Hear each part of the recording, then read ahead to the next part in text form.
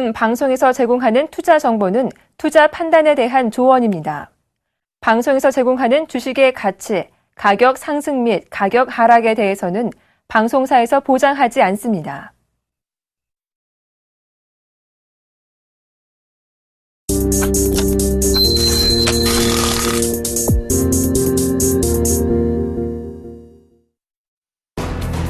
경제 지표는 여전히 혼조세를 보였지만 미국 증시는 올랐습니다. 다우지수는 전일 대비 0.58%, 92.80포인트 오른 16,133.36을 기록했습니다. 나스닥도 0.7%, 29.59포인트 오른 4,267.55에 S&P 500 지수는 0.6%, 11.03포인트 상승한 1,839.78에 각각 거래를 마쳤습니다. 경제 지표는 엇갈렸지만 경기 회복에 대한 기대감은 이어진 탓입니다. 그렇지만 유럽 증시는 엇갈린 지표 영향으로 혼조세를 빚었습니다. 미국의 금리 인상 우려와 중국의 경제 지표 악화 등의 여파로 하락 출발했던 유럽장은 미국에서 개선된 지수가 잇따라 나오면서 일부 지수는 상승으로 돌아서거나 낙폭을 줄였습니다. 영국과 프랑스 증시는 각각 0.2%와 0.3%씩 올랐는데 독일 증시만 0.4% 밀렸습니다. 이번 달 미국의 제조업 경기가 대폭 개선돼 거의 4년 내 최고를 나타냈습니다.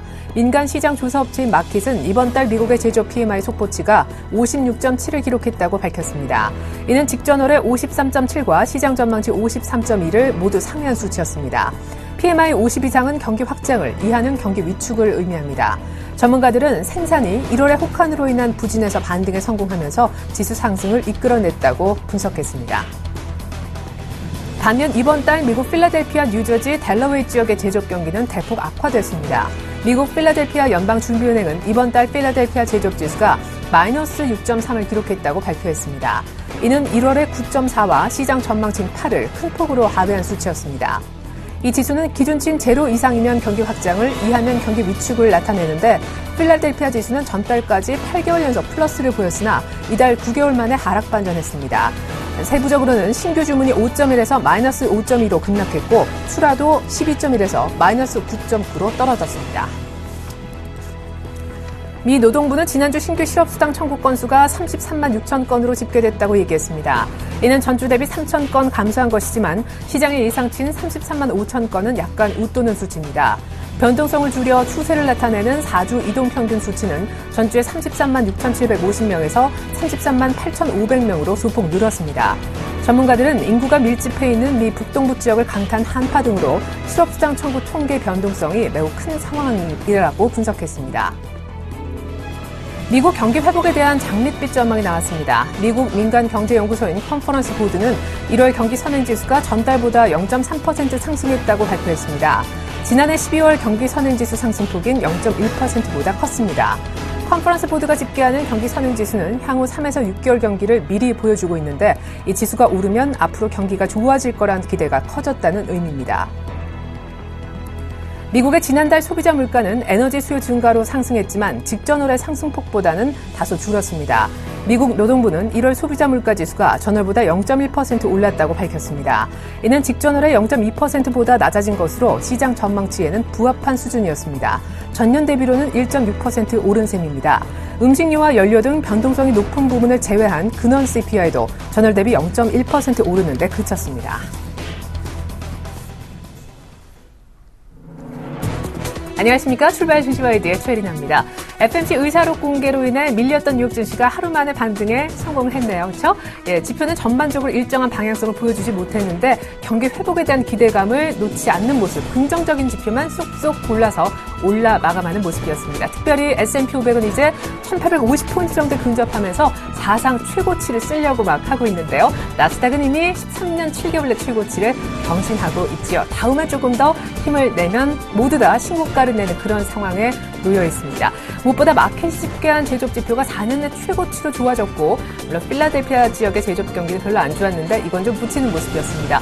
더불어서 지난주 실업수당 청구 건수가 예상치만큼은 안 줄었지만 그래도 좀 줄면서 전주보다는 개선됐다는 소식도 같이 조합된 뉴욕 증시를 끌어올린 요인이 됐는데요. 문제는 우리 장이겠죠. 우리 장도 오늘 하루 만에 반등을 좀 했으면 좋겠는데 일단 중국의 제조업 PMI가 7개월 내 최저치를 찍은 것이 우리 장 어제 오후장 정도에 큰 타격 타격을 입혔고요. 앞서서 개장하기 전에 미국의 조기금리 인상론이 대두된 것 자체도 부담이었었습니다. G2 악재 때문에 1930선 겨우 지키고 있는 상황인데 미국은 일단 반등했거든요. 오늘 우리도 같이 좀 반등을 했으면 좋겠는데 어떨지 모르겠습니다. 이번 주 마지막 거래를 앞두고 있네요. 출발 증시 와이드 1부 시작하겠습니다.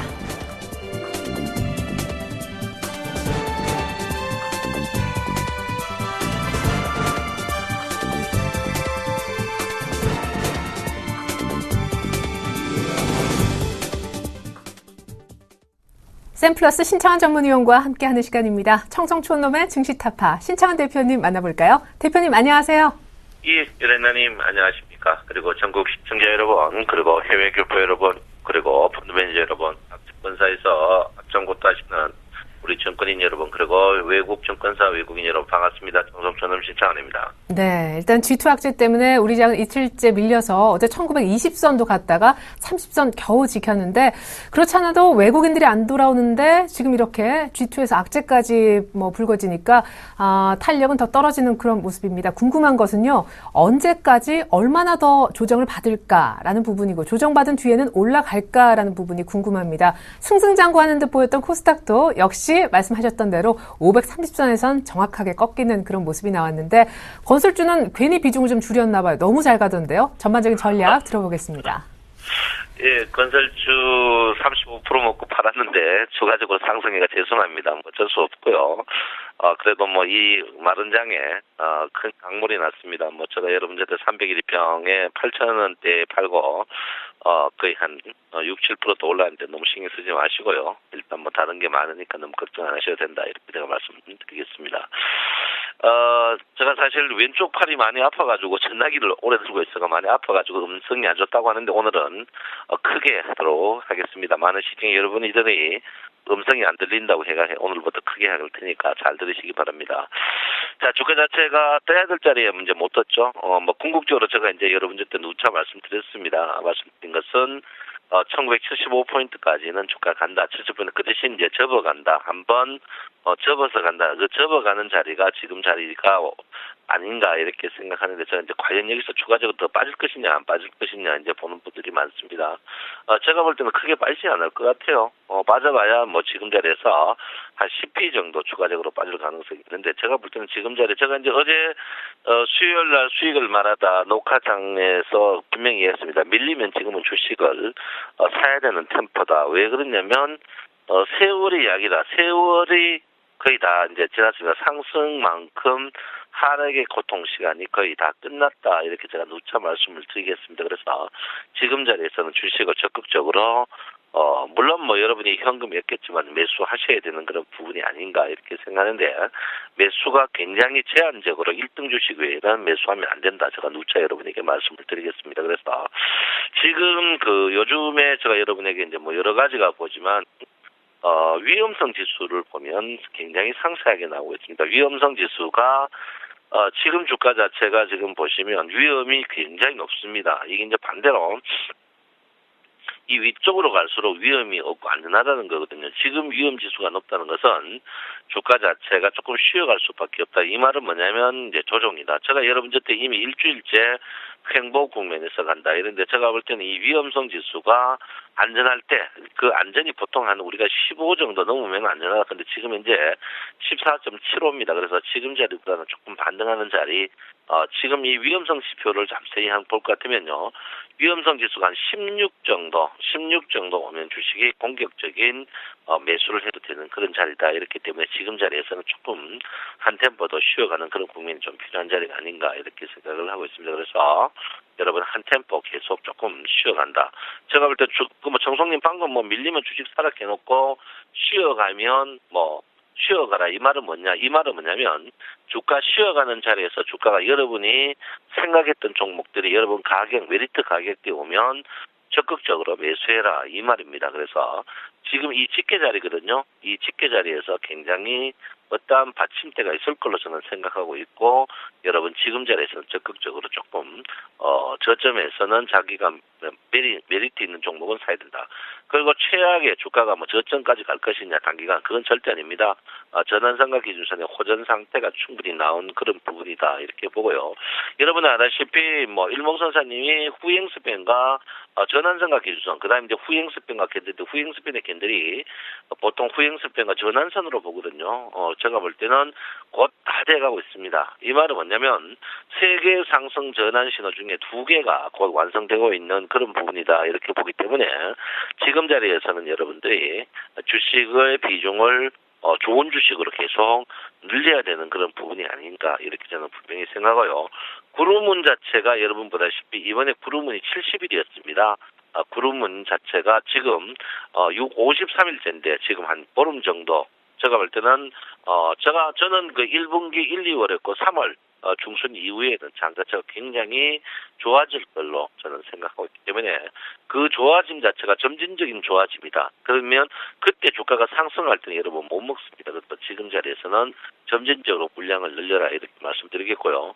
지금 제가 이제 여러분한테 이번 주 내내 했겠죠. 뭡니까? 기준선에 대해서 기준선 기간을 두고 박스권 매매가 계속 이루어질 것이다 이렇게 봅니다. 그래서 기준선 상태에서 박스권이 이루어지는 부분이 있다. 이 말은 뭐냐면 내가 짧게 매매하시는 분들은 기준선 상하방에서 짧게 매매하지만 그 아닌 분들은 기준선 아래에서 주식을 적극적으로 좋은 주식을 교체 매매나 적극적으로 저는 매수해야 된다. 제가 분명히 말씀을 드리겠습니다.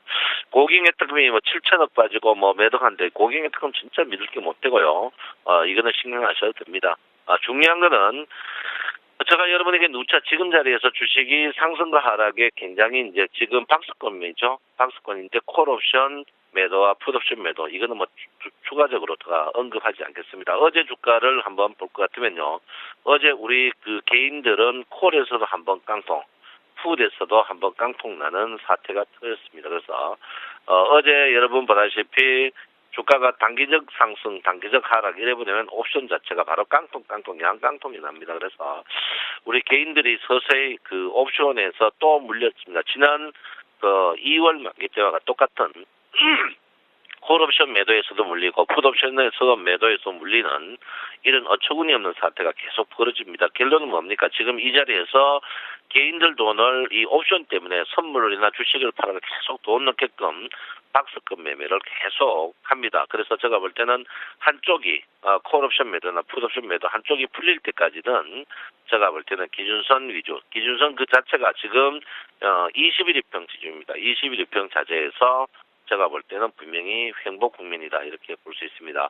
그러면 대안이 없느냐? 제가 볼 때는 상승 쪽 풋옵션 매도는 살아날 것 같지만 콜옵션 매도는 못 살아날 것 같아요. 그래서 우리 시청자 여러분들이 냉정하게 보시고, 왜 그러냐면 21일평이 곧 상승을 하거든요. 21일평 자체가 지금 곧 상승하는 분기에 와 있습니다. 그래서 제가 볼 때는 풋옵션 매도는 살지만 콜옵션 매도는 돈을 여러분들이 계속 갖다 내야 되는 그런 부분이기 때문에 여러분들 조금 콜옵션 매도 하신 분들은 저 말이 맞다고 생각하는 분은 물량을 과감히 줄여야 되는 그런 부분이다. 이렇게 말씀드리겠고요. 지금 보시면 요즘에 이제 외국인과 기관들이 우리 아침 방송을 다 봅니다. 다 본다고 이제 제가 다 확인했어요. 그래서 지금 우리가 워낙에 과거 같으면은 상승이면 상승, 하락이면 하락 쪽인데 지금 거의 다 보험을 다 들어놨어요. 옵션으로 보험을 다 들어놨거든요. 근데 유일하게 보험 안 든 쪽이 우리 개인밖에 없습니다. 네, 그래서 여러분 부디 뭐 여러분들이 돈이 다 많겠지만 그래도 이럴 때일수록 한번 저 말을 한번 더 들어보는 것도 괜찮지 않나 이렇게 생각을 하고 있고요. 일단은 제가 볼 때는 콜옵션 매도 이 부분은 분명히 없어져야 되는 그런 부분이다. 이렇게 누차 여러분에게 말씀을 드리고 있고요. 지금 어제 제가 여러분 말씀드렸죠. 뭐랬습니까? 동그라미 그대로 쳐놨는데요. 타원을 그대로 쳤는데 어제 이 가격대 오면 적극적으로 매수 251 이하는 적극적으로 매수 타임을 가져야 된다. 제가 누차 여러분에게 말씀을 드렸는데 어제 매수하신 분들은 어제 다 100만 원, 150만원에서 다 먹었을 겁니다. 먹었다 이렇게 볼 수 있습니다. 제가 이제 내일 이제 여러분 아시죠? 오늘 이제 금요일인데 내일 12시부터 3시까지 일목균형표 강좌가 영등포구청역 5번 출구 한성병원에서 있습니다. 여러분 꼭 들으러 오시고요. 어쨌든 간 지금 자리에 아직까지 변곡점이 요원합니다. 변곡점 여러분 아시죠? 구름이 바뀌는 자리가 변곡점이라고 했는데 아직까지 구름 바뀌기에는 한참 시간이 많이 걸리는 겁니다. 그 말은 뭐냐면 그만큼 박스권, 지금이 최저는 가지 않지만 박스권이 계속 있다. 이 박스권이 우리가 계속 힘들어하는 부분이다. 이렇게 제가 볼 수 있습니다. 자, 이것도 제가 주초에 그대로 줄 끊는 것 같습니다. 주초에 제가 여러분한테 뭐라고 했냐면 80에서 50 사이다 이렇게 했고요. 주봉 보시면은 30에서 50 사이다 했는데 거의 다 그 자리에서 움직였어요. 그래서 제가 볼 때는 이 자리에서 거의 끝나지 않을까 이렇게 생각합니다. 그래서 오늘 금요일인데요. 제가 볼 때는 또 쉬어야 될 것 같아요. 다음 주 피봇이 나오는 형태를 보고 움직임이 액션이 좋지 않을까 이렇게 생각하는데 오늘 또 쉬어가는 자리다 이렇게 봅니다. 제 친구는 뭐 나와 계속 쉬어간다 하는데 어쩔 수 없습니다. 여러분 쉬어가는 자리가 계속 나올 수밖에 없는 그런 구조다 이렇게 보시고 일봉 자체가 여러분 오늘 이제 4일째 빠졌는데 오늘은 반등의 국면이 분명히 있을 것이다. 저는 반등한다고 봅니다. 그 반등의 선봉에 제가 볼 때는 항시 여러분에게 말씀드렸지만 삼성전자가 선봉에 서야 된다. 삼성전자가 여러분 보다시피 항시 제가 이야기했죠. 130만 원 이하 때는 사가지고 있어라. 이 말은 뭐냐? 130만 원 사가 130만 원 넘으면 단타 쳐도 된다 이 말입니다. 여러분 생각보다 여러분 그 삼성전자 한 주 사가지고 단타 한번 쳐보십시오. 그래 재밌을 수가 없습니다. 여러분 눈에 안 보이시는 분들은 삼성전자 사가지고 단타 치는 것도 현명한 그런 부분이다. 이렇게 제가 분명히 말씀드리겠고요.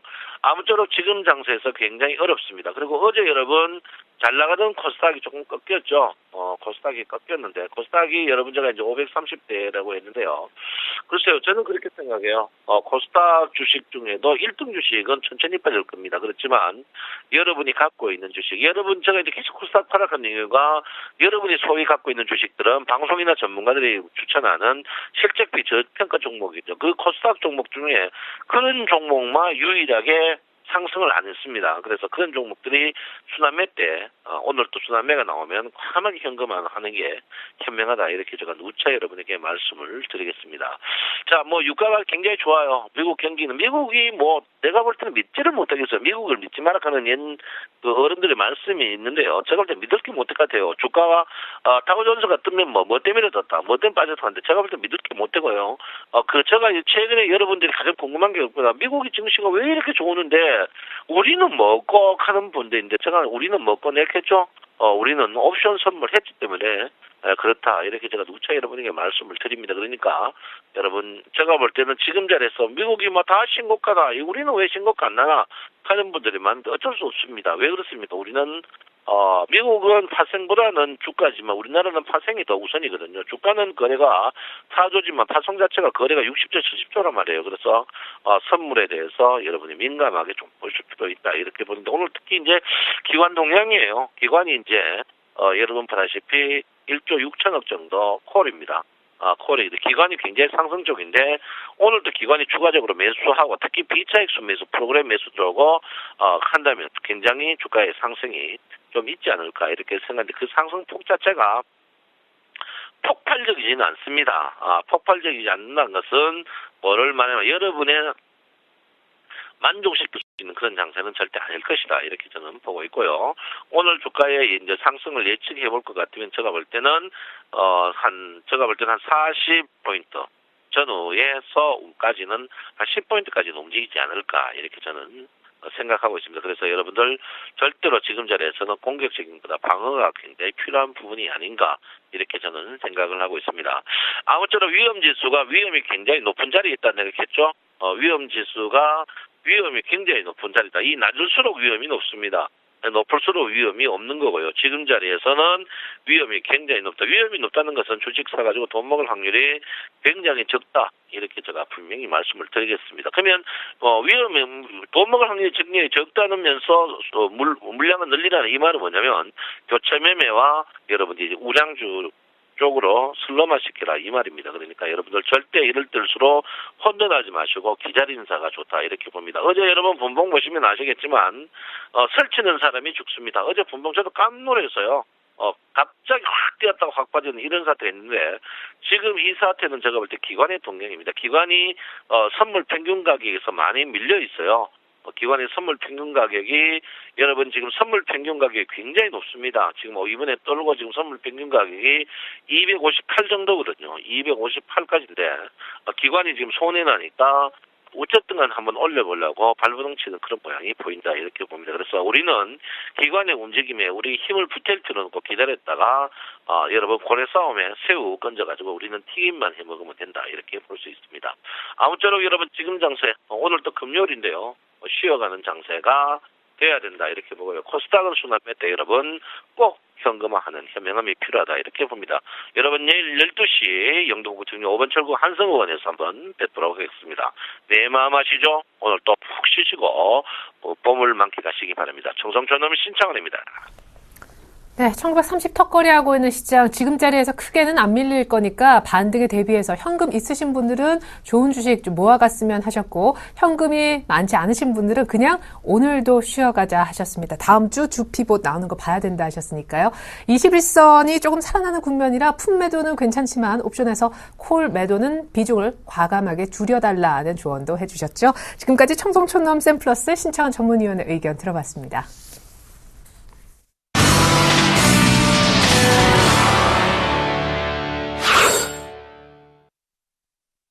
오늘의 상한가 예상 종목 미리 알아보는 시간입니다. 이드코의 상한가 팩토리. 멘토님, 안녕하세요. 반갑습니다. 네, 수요일이었죠. 바닥권에 있으면서도 실적이 개선될 여지가 있는 종목 4선을 추려주셨었는데 그 가운데 미디어 플렉스가 어제 키스트와 같이 급등을 했었습니다. 장중에는 13% 이상, 종가상으로도 8% 이상 급등세가 유지됐는데 이드코 멘토님 생각나더라고요. 축하드리겠습니다. AS 들어볼게요. 네, 일단 전반적으로 어제 같은 경우가 이제 말씀드렸던 부분 나왔던 상황이라고 좀 볼 수 있겠는데요.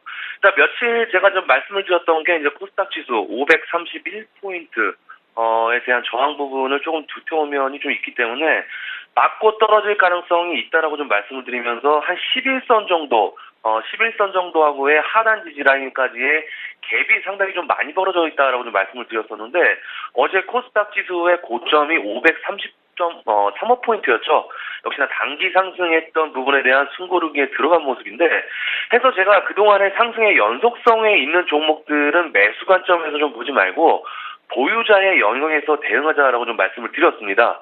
그래서 어제 신고가에 있던 종목들은 조금은 무너지는 모습이 좀 나왔었는데 대표적인 예가 네이버라든지 KCC, 코스닥 같은 테마주들 같은 경우에도 3D 테마부터 DMG 테마 그리고 그동안에 추천을 드렸던 전몽주 관련주들까지 전부 다 하한가 내지 급락하는 그런 모습이 나오는데 일단 코스닥의 변동성의 모습은 당분간 좀 유지가 될 거라는 좀 생각이 들고 있고요. 일단 중요한 게 제가 앞에서 말씀드렸듯이 이제 코스닥 지수가 좀 변동성이 좀 예상이 되기 때문에 한 4가지 종목들 그러니까 지수가 하락과 상승할 때를 변동성이 급격하게 변동이 될 거를 대비해서 바닥권에 있는 종목들을 좀 관심에 둬야 한다라고 좀 말씀을 드리면서 미디어 플렉스라든지 인프라웨어, 코라홀딩스, SNU 이런 종목들 내선을 꼭 따로 좀 꼽아드렸었는데 어제 미디어 플렉스가 좀 급등이 나와주었었죠.